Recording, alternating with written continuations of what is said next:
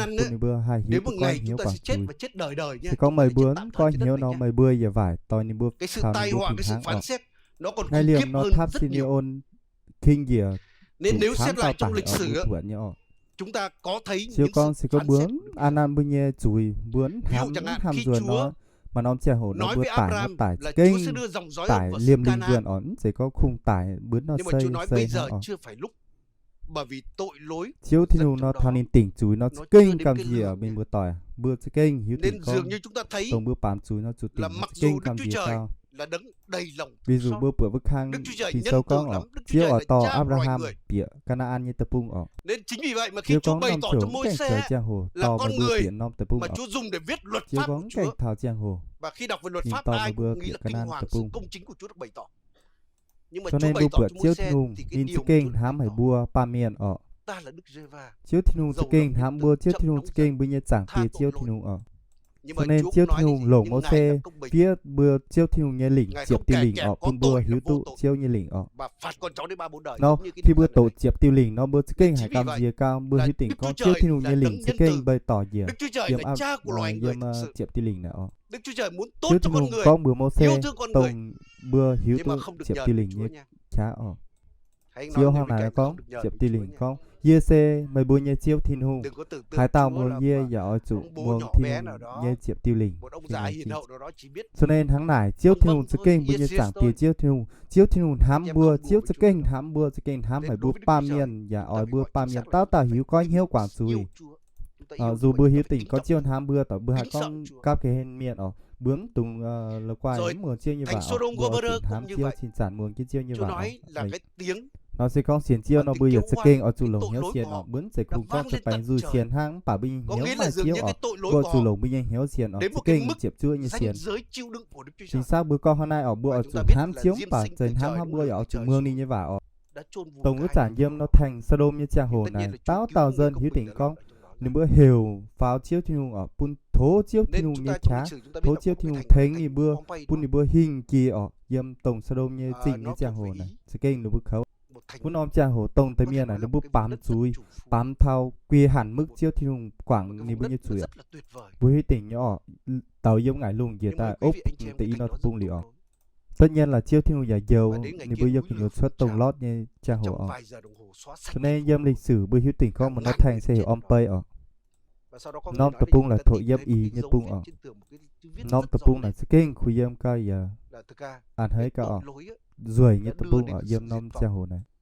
bữa hiếu tỉnh con nom tập trung này là bữa dâm vải ở là bữa dâm sầu tỏng chứ tùy dâm mà nom cha hồ nó dâm nuôi lửa là ni béo vào liu tải cho nó tập trung xám nhỏ nom tập trung là tải dỉnh ở hàng chín lan miền tải dâm nó tập trung ở rồi làm vải nên giống như một đồng xu có hai mặt đúng không? Thì bữa con hai, bữa con bữa ló bượt mặt tây giảng phía kia dâm nó tường thành này rất là chiên chia trên này đa phần pam miền pam chuối mà kinh và chiếu chính tay bó dao ở nên quay lại cái câu chuyện mà rất nổi tiếng chiếu sự kinh tao bánh tỉnh như chiếu nhung nhìn hám bua nhìn dạ oi bua pam miền có nhiều quảng chuối dâm sẽ chẳng muông nhìn như vậy đó có cả thằng đồng xu nó ni mà y mặn hiên ọ mà mặn hiên nó ni lống như xỉ cho tay tỏ mà mặn hiên nó ni kinh vải như xỉ cho tay tên hại ọ bởi cái này là tất cả súc vật amen bùm gì mua tỏi ọ thằng này bữa tao dân tao mảng kinh sơ anh trong người tay vạ đó bữa tao dân tao mảng tàu mà nó câu con thảo xuất đi zip tô kỳ sao xuất miệng ọ quý tỉnh con chiệp nó bảnh hỏi thảo tài thảo nó với tỉnh con tôi biểu tôi bỏ nhưng mà rất kỳ lạ tháng hình hàng đón giao thừa với ni put tôi bỏ với ở với hiếu bữa nhỏ hiếu tông tay chiệm nó khấu nản này mà chia nhung như xuất tại ở bữa mường cái này chuông non che hồ này chúng mà dịch ra cầm thì ở cùng các kiểu bữa non che hồ với ni mai dịch cùng xuất tại ở H5N1 ở với hiếu tình có vứt trả như che hồ nó là trình chiêu ở bữa non che hồ tháng này bà tông bữa xiên chiêu nhung như miền anh tú chiêu thùng cầu trên nền bữa mà tao bút đi nhung nó kênh bữa hong này là trình chiêu cho nên bữa xiên thùng nhiễm nhiễm mà tao tú bút hay nhung là giống nó chào hộ hàng này bữa tú chiêu bữa kênh hay là trình chiêu nhện xám cao ọ amen hàng này bướn tùng quảng chiêu nữa bằng mỏi ra bữa chủ bảng kiến chiêu bữa hiếu tôi con về tụ chiêu thùng na nó con thợ Egypto kỳ như chào hộ như phái với rũ nom chiều lúa mảng tia tổng xiên chiêu thùng nhé với tay miệng ọ vừa pha đồn thì dòng con cứ thiên hùng là dây tông hai táo Jehovah là dây tông hai táo giếng hiếu tùng tông là hai táo nè thố mà mình khỏi giếng nó tập mà nì con này cho nên chiếu con này chiếu con di lồng chiếu nhé sinh linh pun Saraon hiếu tỉnh con mày sẽ dê sen hàng là nó tài ở cho nên bây hiếu tỉnh con tông với tay nản trinh ta hỏi thao non tập bung cha hồ này chiếu thùng sọ ta con bùa nên bùa đảng nhỉ xóa sạch thành phố đó trong chớp mắt chiếu con bùa mô xe ta con bùa Saraon đảng ở bà Saraon hướng bùa chuẩn ham bữa nom thành Zedine ở chiếu giờ con bùa nên bùa đảng bà nên bùa chỏm tại sao chú cảnh báo cho phía tiên tri con vào phơi chuẩn hoi nó thành sẫm bà nên bùa giấm mượt cho nên dây xiên con phía phơi chuẩn hoi mày đao tổng rất là hô tổng hết ọ. Và Chúa nói là có thể tổng kênh hết này, có thể đi xóa sổ dâm nó lùng đao này đủ ít thôi ọ. Và nó đao tổng nó chắc chắn phải dần hoa đi xuất tại ọ. Nó lành trình chiêu ọ, nó thành Esena này nên bưa coi hiếu quản chùi chiêu hám nên bưa. Cảm ơn Chúa vì thành đó. Mặc dù là bữa tia tu tải ọ, phải là bữa coi hiếu quản chùi, là bữa mùa chứ như vậy là bữa coi hiếu quản chùi. Amen anh chị em. Cả tàu vào miền tiên chi zona tống như tu, tại sao nó xuất tại ọ. Chúa có thể dừng sóng thần lại được. Nó thành mày vậy chi không biết gặp cái sóng gì đó. Dừng lại là dừng lại. Giống như tôi sợ hai nó bữa bịa bữa xài diễn hám mày bữa phái ở dịch bệnh Chúa có thể dừng lại được không ạ? Chứ có bữa miếng mùa và nó tai họa kinh tật thọ. Có cái dịch lệ cho nên là chỉ chiêu ở chiêu cho kinh dấu tu đao tổng thành đao tổng ở. Amen bữa lành chỉnh chiêu nhẹ sáng ở. Là khi chiếu mà Chúa liềm song thân thì tình tu lì ở dô nái như tu tại sao với Chúa hắn lại nó sơ tại ở nhìn mất hiếu tu. Rồi trong đồng vắng dân Israel á, khi họ chống Chúa, họ lầm bầm chống Chúa. Chúa Giêsu con điểm Galilee tình nhìn chiều tình gì tạo. Và bắt đầu người ta chết la. Dịch bệnh thì nung ni tình tu như phái. Và lúc đó Chúa mách bảo với Môi-se. Chúa có thể tình tu ở. Ngay lập tức cầm lưng. Tổng với giản David như trang hổ. Nên cho mà nó đại dị yếm David với nó chiều ni con tình chiều tình ở. Bắt đầu ông đứng dưới người. Với nó trang hổ thì nung có hiểu phim miên ở chủ tình gì liu phim miên tình gì liu với nó bút bảnh chiều tình yếm bút nhà ở bút mà quyện nhau. Bố phở thầy tổng điều với dân Israel nọ lúc cứ con làm bầm ở bố đôi chèo tật thảo ở lúc chèo lúc lập tức con thảo Mô-se con lập tức cho tổng bữa chiều phun thiêu nhé sinh lễ xuất tài ở và khi ông Mô-se con hôm nay ở nhung chiều tình gì ơi chiếu thiêu nhé ơi chiếu như vậy không bắt đầu tàu này đừng dừa tổng tải như miền sao nàng như miền ọ bữa nom chàng hồ liu thì nung triệu tình nhung dìa tổng đao vài xị tông nhung tình tài ọ này nó miền một tỏi à bùi tình con bùi như chiếu thì nung sẽ kênh hám hải bùa chiếu dặn hám bùa và cầu bùa chiếu ỏi bùa táo tao xiên thảo nên và bùn bùa táo tao tu diều bùi miền một tỏi ở trụng muồng chiếu như vả chiếu thì nung ọ nó bùi như chiếu tình tòng tiền ỏi bùa táo có hiếu quảng chùi muồng chiếu như vả dều bùa táo bùn bùa táo hiếu thảo chiếu thì nung sẽ kênh bùi như chẳng tiền chiếu thì nung cũng mà đủ tao thì nung xây phút bùn bùa mai háng kênh lành chinh ở bùi như chẳng tiền chiếu thì nung nó nên con gì mà quyền xây phút bùn mày bùa gì à mà quyền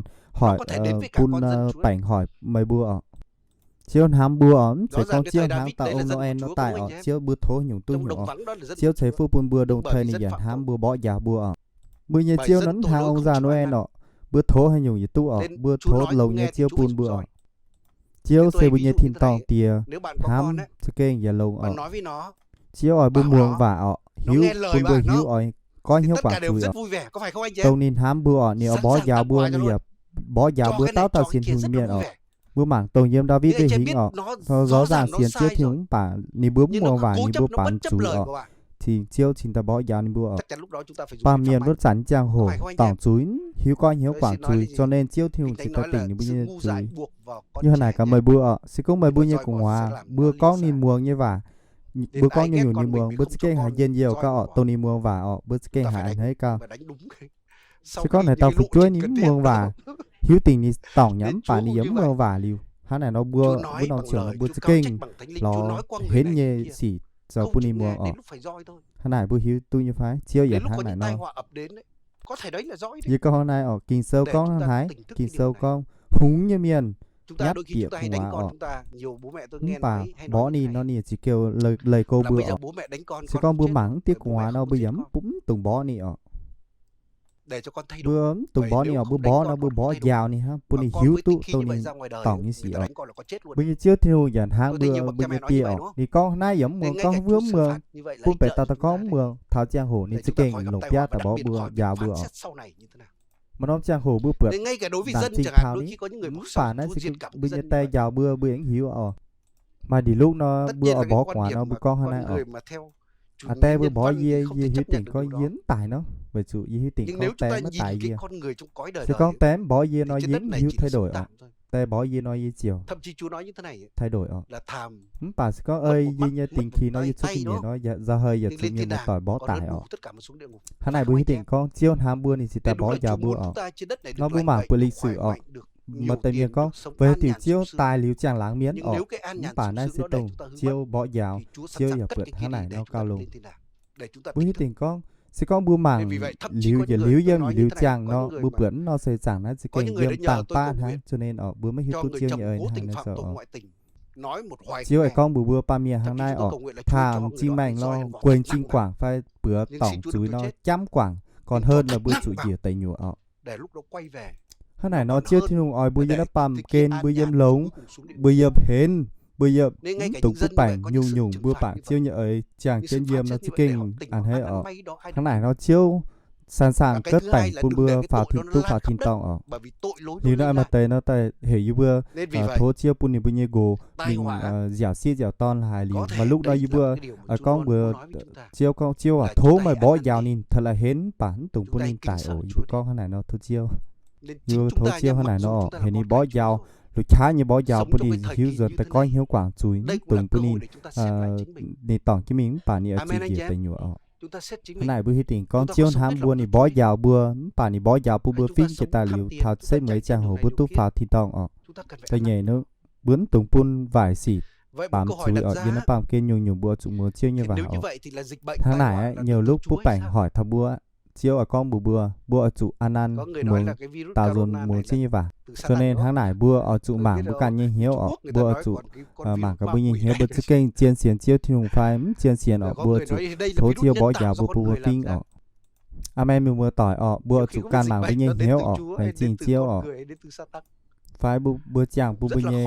xin chẳng hắng bữa rào kinh nghiệm ở bữa trụ ló chiêu như em ló chiêu như ở muốn chiêu như vậy ở kinh lấy chiên chiêu thế này nó tông bút bảnh dịch bệnh này cháy yếm chiêu thiên tài như phải mất cháy ở mà miền con nó dịch corona nó sẽ yếm sa tán tại ở Trung Quốc với con nó virus nó sẽ kỳ sa tăng ở nên tôi không nghĩ được miền con nó virus corona nó do miền châu ta hỏi ở nó vẫn phân biệt tu con nó sẽ yếm thiên tài phải vừa yếm vừa pa miền tài ở trực tiếp từ Đức Chúa Trời tạo kênh khẩu ở bứng thiêu tu phân tích rồi ngay cả những vi khuẩn miền con gì tao có gì nhung ở nó yên hám nó nay ở cái vi sinh á thì nung ấy gì tao chơi lung chơi đao ở Đức Chúa Trời là đấng sáng tạo như xiên con thì nung chơi lung chơi đao chơi pa miền biến xiên con chiêu thì nung chơi bảnh tao hỏi bữa pa miền ở bút bảnh này nó yếm bữa pa miền như xin chẳng ở ni mai đi o hay ni bút tổn thương ni bút bảnh bút đàn trình bút đàn trình ở thầy pháp học về chuyên đó đâu xiên con chiêu thì nung hám bữa đồ này người nói là trong thân thể chúng ta 90% là virus ta hỏi bữa 10% là tế bào không biết có đúng hay không kể cả tới virus và virus khuẩn và corona là nhưng xiên con giải yếm chiêu thì nung tai rồi ngay cả virus chẳng hạn cả liềm tới vi sinh người ta nói là có những virus này tỉnh con từ lúc đầu thứ nhất nó tiêu diệt một số những cái vi khuẩn mà phải tỉnh con chiếu trời sẽ lồng ở lồng pupa miền nó sẽ châu ta nó có thể là kiềm chế corona để những loại côn trùng có hại để trong mức mà độ tự nhiên có nó vi khuẩn viêm bây giờ còn nặng cào cào châu chấu đó 90% ở cả cái đoàn nó đang tiến tới đó đang sẵn sàng nghênh chiến đây đi bữa mảng ở viêm bây giờ xin là viêm mai đi dùng virus này thì thành tu bây giờ xin chẳng nhé ở trên Sala thì người ta nói là khoảng 1 triệu con mà đã mà chám nhiều virus này viêm bây giờ xin là tốn nhiều tháo thì tông thành bữa hến như ở trong một ngày 1 này triệu bữa con xiên con kia là thì nung là chơi 400 con thì không biết được như thế nào nữa. Nó mà tràn qua nước mình cái thì tôi không biết là một ngày còn cái gì còn lại đây. Mà hải bịa tôi thảo bây giờ xin ở hắn này bây tỉnh thì cũng có thể là gì có những loại virus mà kiềm chế những cái loại côn trùng như vậy cào cào châu chấu như vậy vì thế nào đó mà cuối cùng là nó thành như vậy đấy nên rõ ràng là tất cả những gì mà Đức Chúa Trời tạo dựng lúc khởi đầu Chúa phán là tốt lành, có phải không anh chị em? Mọi sự đều là tốt lành cả, nhưng mà Kinh Thánh nói như thế này là vì tội lỗi con người mà sự rủa xả đến. Mà đủ chiều nói chung hả? Nên rõ ràng Chúa nói với Adam đó không? Tao chung hả? Đất vì người mới phá vải bưa hết là thiên nhiên vì người mới bị rủa xả. Nên nó sinh ra cây tật gai, cây gai, cây tật lên. Thế vào đấy là tự nhiên là gì? Vì tội lối con người mà loại ví dụ bắt đầu cái sự mà trật tự hoàn hảo của Đức Chúa Trời nhung tàu vải như nó trao bị ảnh hưởng. Chiếu hoài con bữa bữa chiếu hám bữa chiếu trời ta nhung xe lồng nghe nhung thành tu bữa pa miền nhấn bả về hai tiếu về bữa pa miền mùa bả ta chủ chám nhung hỏi thao đáng ra là nó được tạo nên để có thể sống đời đời. Nhưng mà bây giờ là đời con chiếu người con bữa Adam hàng này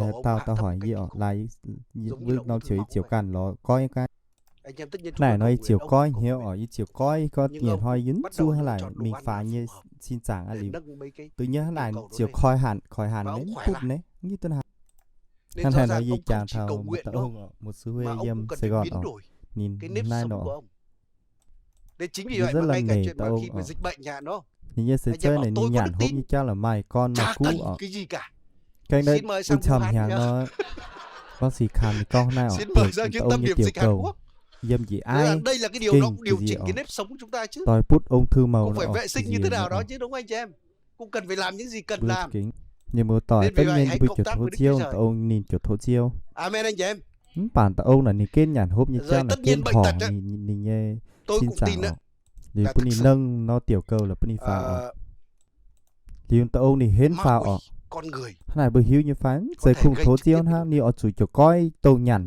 như chỉ ở nhằn như lan hàng tệ ở cho nên thao put gì bệnh nay bữa hai nó mà tại miệng có dư xiên như bài chiếu thì nung dư xiên thì nung những cầm gì ở cái xiên nó cứ quỳ bù hàn yếm thử mà cá cái giếng người đàn bà bị cái gì nó biểu nó toàn dịch yếm nó đâu như hàn không mà cá cái giếng rõ ràng nay nó bữa chủ coi bây giờ yếm sẽ chẳng như cháu ổn sẽ có cùng bảng bây giờ xiên phim ha bữa chiều hình kia tông put ví dụ tệ rõ ràng là ma quỷ có thể gây bệnh hoa yếm nó bữa chủ cầu bây giờ sẽ chẳng cầu bây giờ bữa giao dành chinh dành hai ở bữa bốn nhầm chủ nhung virus ở bữa giờ hình nhung cần sâu ở hai này bữa chủ ơi chưa như vậy sợ nên rõ ràng là gì là có nhiều tiền con kinh sâu thắm đoạn con miết cái kinh trực tiếp sâu tham nhung bảnh hỏi bữa ba miệng ở tại nó yếm kỳ sâu thì phi trên con ở tôi chỉ nghe một mục sư khác nói như vậy tôi áo ở thì nó là nó ở là bác sĩ chuyên giáo đó yếm thì như xây chẳng là chủ này hỏi thì khấu con thì con cái lưng nó yếm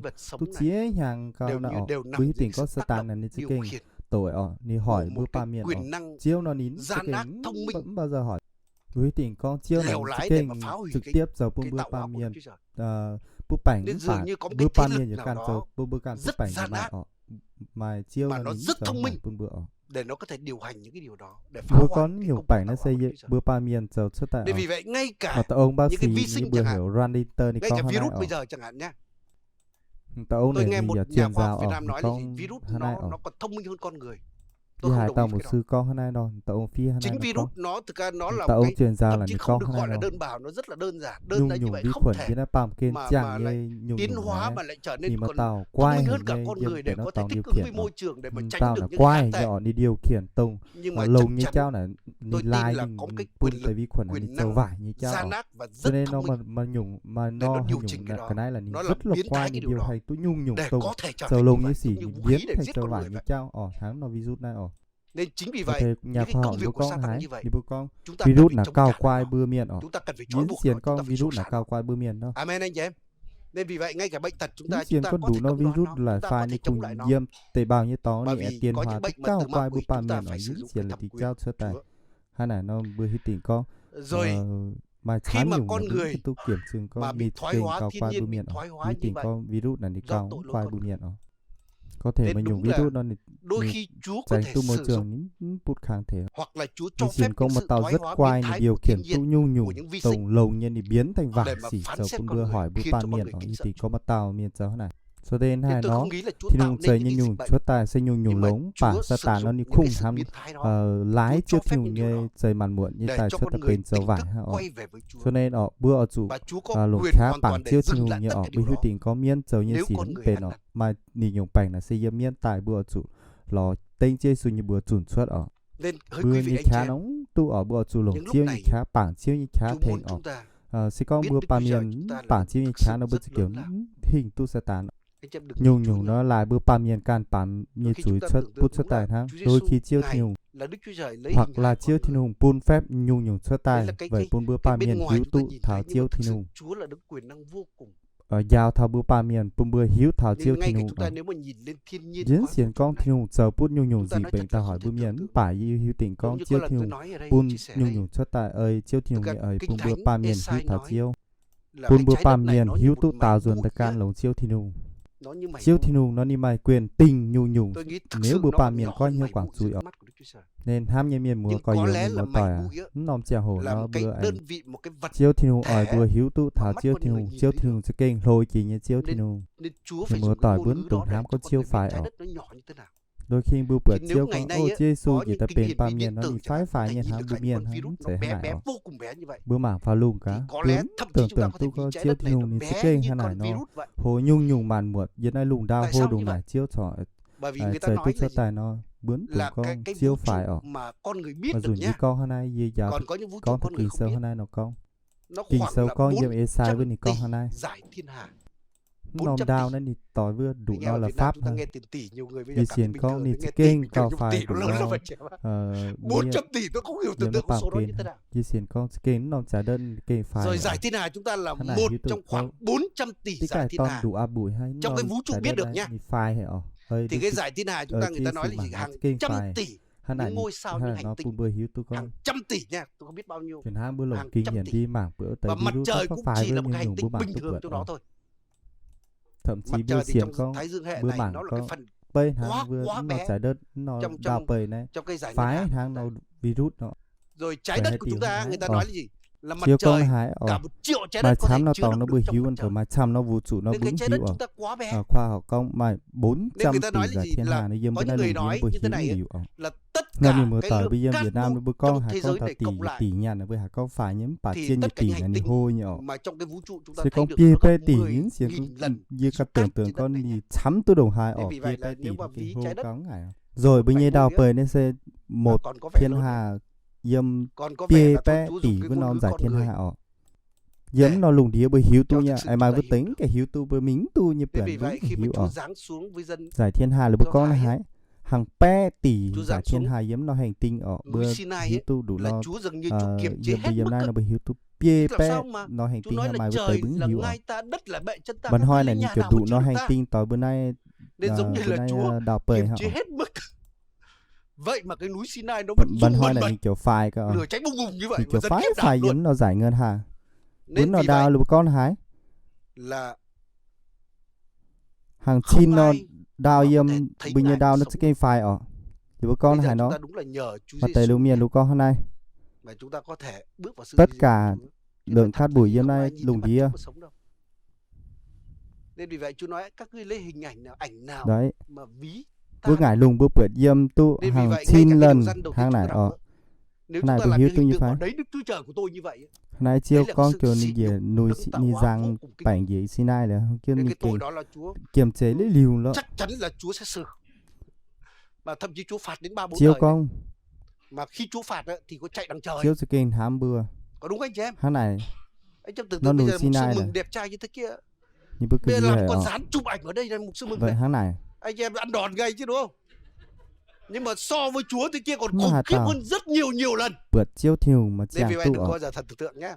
Nói người bên cạnh nhờ bằng bài chi su ở. Bữa dịp bượt tu thảo chiêu thiêu ở. Nên vì vậy. Vậy tiểu chiêu con này. Thứ nhất là Chúa muốn nói gì với chúng ta. Chiêu cho nhung ta vì bữa tháng này. Bữa mảng chiệp tiêu thiêu như lì. Con người tội lỗi thậm chí cả con cái Chúa. Chiêu thiêu tháng này. Chúng ta phải ăn năn lúc này. Lại sẽ bữa xỉ nhục bây giờ chiêu thiêu chảy bữa tại ở. Và thậm chí chúng ta ăn năn thay cho dân tộc. Bữa chắc chắn chủ chiêu tỉnh bây giờ chủ thậm chí chủ bạt chia tỏi miền. Khi mà chiêu bả nó bữa có béo đồ hay giỏi béo coi đấy, dễn sẽ mưa tỏi ở. Bữa xem mà cá, hắn tao rười đồ đấy. Hắn bữa giam chụp ảnh phần này, bữa giam chụp ảnh phần này. Hoặc là Chúa cứu con người khỏi những tai họa này. Ấy chiêu thì kinh cao gì khấu cao. Chưa hẳn là tai họa thật đâu, nó chỉ là cảnh báo thôi. Bữa con bữa chiều mưa dâm cái hên nước lục quài thờ bài mì phàng nữa hắn này Huyền nói là đến lúc có những cái dịch bệnh ấy, nó giết nhất chiều ở con hàng bữa bùn bữa hắn này hiếu bữa chủ cầm gì chiếu thiên hùng chiếu ở bữa hơn 7 tỷ đó muốn chiếu như vậy đến ngày Khải Huyền lúc đó khoảng 9 tỷ đó bùn bữa coi bây giờ xây chẳng bây giờ mình con số bùn bữa hiếu coi hiếu quảng chùi mười mấy người bị này rồi được chữa lành. Bữa chủ coi người ta tranh nhau con số, người thì bảo là nhiều hơn mấy chục người thì bảo ít hơn. Bữa chủ coi hiếu quảng chùi. Đến lúc con số tỷ thì thố chiêu khó liền bữa. Thố chiêu cầu bữa. Thố chiêu cầu bữa và thố chiêu quảng coi tông. Như khẳng định con tài khoản ấy sẽ cứ hến nhất với tế ở. Dâm lịch sử mà chám nó lịch mà chám dịch tải miền cao chám chiến năm dịch ở. Lịch sử mà con mà nó cha hồ nó tải 1/3 trên thế giới hiện nay pam kên ở. Cho nên nó dịch nó bình thường nó cái giấy phút chám nhất với nó dịch dâm lung đĩa nữa. Một cái điều thứ hai ấy. Bữa tiền có 3 tỷ làm miền tải sẽ đơn giản nữa. Là những cái dịch cho nên bữa Việt Nam mình bữa sẽ tin cả. Nó nhắc nhở chúng ta về cái thời kỳ cuối cùng. Đấy. Bữa mảng yếm chia nước ở phút bảnh ở bữa sao tôi sung ở chia lan chia chục lan chia bé lan phi đàng lúc phút nhiều bát gì cái tài trang tia chia tỷ lan nhé thế này bữa xiên con và Chúa Giêsu nói là thời kỳ cuối sẽ chiêu thiểu nhé đấy chiêu con chiêu ham hạt tàu chiêu chỉ kèm pun voi ở nên vì vậy những cái tai họa này chúng ta nhìn thấy nó ba miền ở chủ nhận hiếu tôi kia ba mẹ ở chủ có hiếu quảng chui ở chủ lò chiếu thì hùng như cháu nói sẽ in hoi giờ con bùa mày bùa ý chẳng này thì nhẹ nó gần rồi. Giờ hiếu tỉnh con chiều con bùa bùa tại dịch bệnh kiếm từ tai họa này. Nên đời này đúng là con thảo xếp người nhân hoi. Nó thế giới này thì tối nó lui này. Với tất cả những sự ham thảo lúc ní bài nữa giàu sang vinh quang mà lúc ní lổng tu ạ rồi nó sẽ qua đi thôi. Chế sư con ạ xếp người nhân hoi á nghe chúng ta tôi biết bài tây cảnh trước này tiếp nhận cái lời này. Đấy, ní bắt đầu muôn dần hàng này ấy tây cảnh đấy tôi ý hàng chỉ ta bụi bượn nhỏ đấy ní cứ chọn hàng này không xin Chúa ấy giúp chúng ta. Thế thậm chí là chuyện nhang tiếp tục đi vần phút và thậm chí là lao ni phút cao khủng khiếp này nữa. Chứ tỉnh con này chiêu cảnh vào bơi hiu nay sẽ thời kỳ gì liu ở thời kỳ cuối cùng ở bơi ở trung miền này. Rồi có rất nhiều hình thức khác nhau đầu tư vào cái cõi đời của Chúa. Ơi chiêu thì nùng như ấy. Anh chị em tôi nghe một ông mục sư bên Nga ông kể thế này. Kinh sâu con ạ. Thế nó lùng đĩa nó.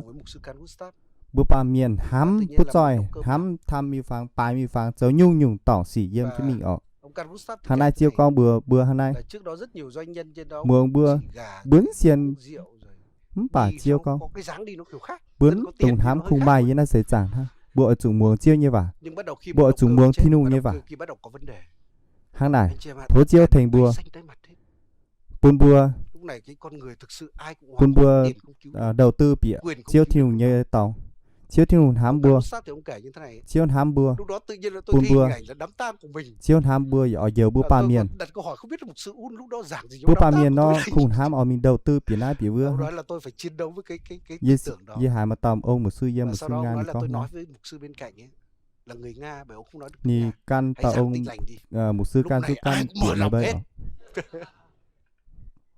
giờ mục sư bên cạnh tao ông bút san con này tôi không thể giảng được tôi đang ăn phải chám tao doanh nhân diêm phương lủng đĩa hộp in hộp tiêu sau đó hai ông đến cái đại hội ở Moscow lúc thời gian mình nhàn là mình tôi giảng nó kêu gọi lên ăn thì ông mục sư người Nga kia không cần khi nó mới bơi này mà nó mà phun đầu cơ vải thì bắt đầu tất cả hiền chia rẻ lúc nó chiều nó tao rào rẻ nó chiều là mà nhàn bám mà nhàn hay giờ tụ ở lúc đấy tao ông bượn tự nhiên bượn như hình ảnh có và ông nói là tôi chỉ còn lại cái gì tôi nhớ là tôi dâng một cái căn hộ giờ con giờ ở chỗ trên đầu kia nó ý tưởng tao ông con thì con bướn tao ông một sư bên cạnh người Nga thì con này ở chỗ giàu kinh sơ như vậy ở chỗ to tin lành bừa phun bừa tao ở chỗ truyền phun bừa tao miền tao ông một sư bên cạnh con này giờ con dính đi chuồn tàu tốn đâu chiều nó như cái gì à sau đấy tao ông bị thao nó đại hội này con này thì buổi chiều thì có nín cân phá thì ăn như ngài mới bấy lấy liều nhỉ nín cân phá tháo nó tòng nó lúa kêu thì ăn thì có nín cân tao ôn thì con này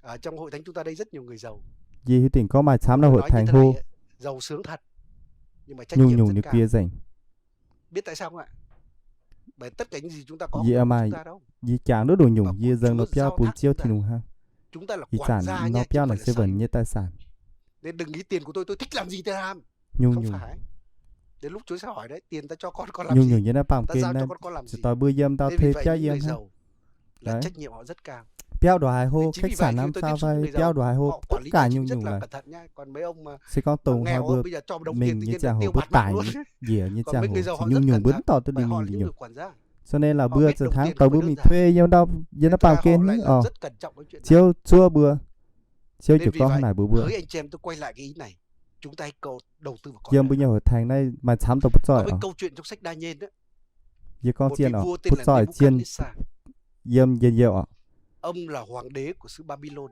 luôn bữa chỉ tỉnh có nhiều nhiều bữa mai nhé trời bây giờ nó chiếu bữa mai tạm hả rất là vinh quang đấy bữa dâm tạm thời ha sẽ có lại sức sẽ bây giờ nhiều nhiều sẽ có bữa nhiều nhiều bữa châu nhiều xí tụ mà nó chiều chiêu hỏi lại bữa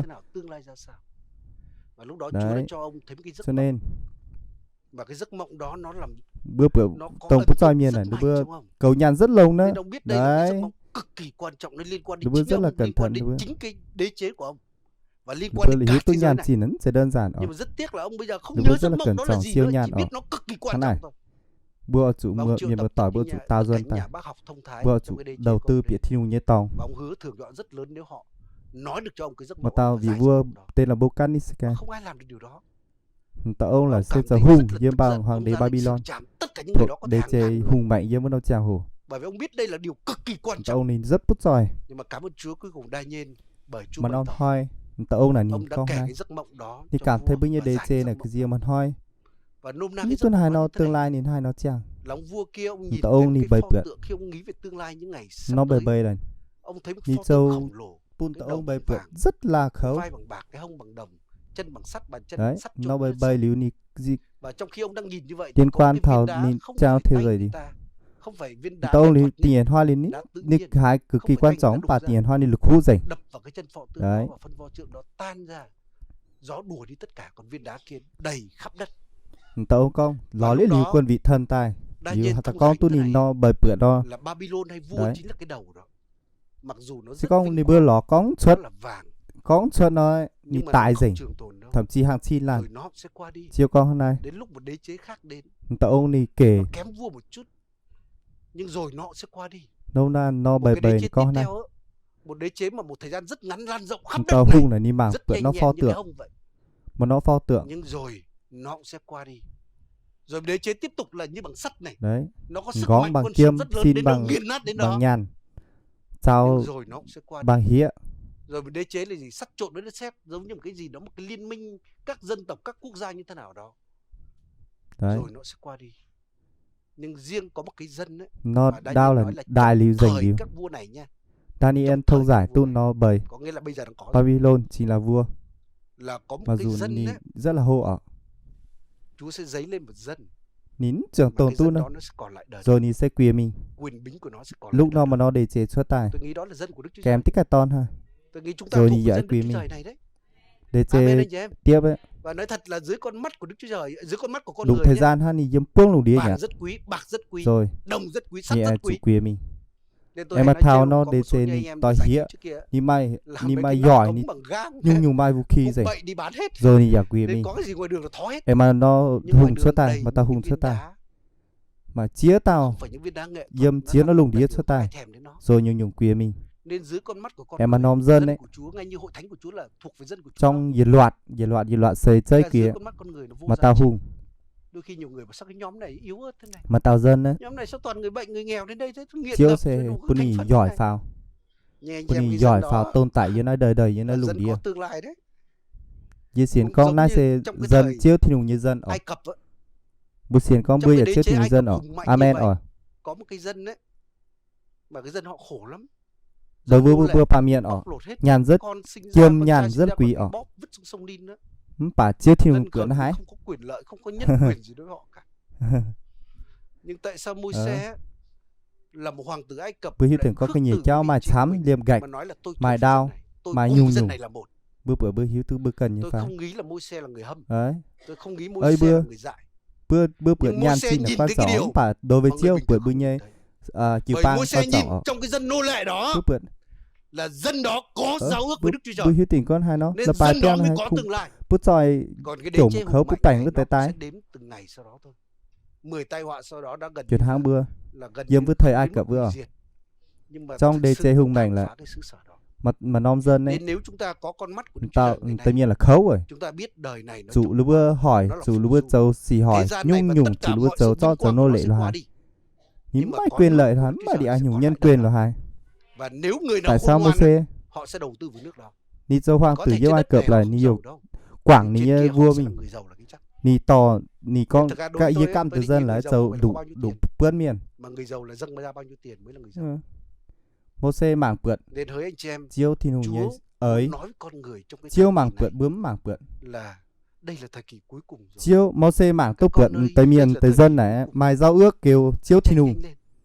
Đấy. Hôm trước có cái buổi cầu nguyện đấy. Và thần mà chiệp tai hỏa nó hủy diện nó tập trung ở bữa bượt nó chả nó sư sở nó chỉ có vừa mai chiếu thiêu nhê trinh nó bữa chiều thì tôi có nó sẽ chẳng này nó lù đĩa này nhung